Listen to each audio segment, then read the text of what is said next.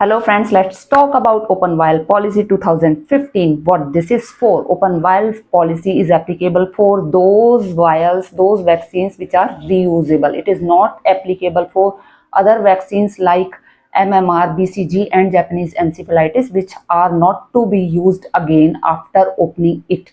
Okay, so the vaccines which are reusable are those vaccines which are there in pentavalent vaccine. Obviously, what are these? These are OPV, DPT, Hep B, TT and pentavalent vaccine, obviously. So open vial policy says or gives some rules and regulations that must be followed by healthcare worker while opening a vaccine vial.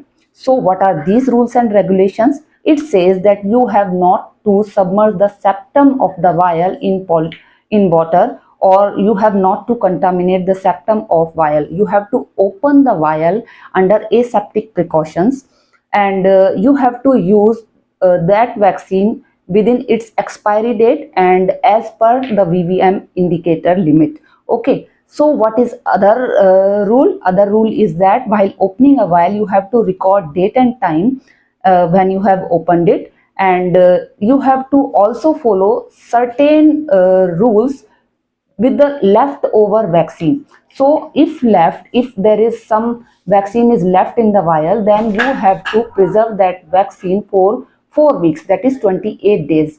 ठीक है, reusable जो भी vaccine होगी उनको आपको 28 days तक preserve करके रखना है ताकि हम उनको यूज कर सके. उसके बाद आपको उसको डिस्कार्ड करना है. And those vaccine which are not reusable like MMR, BCG and Japanese encephalitis, you have to discard the leftover vaccine after opening the vial.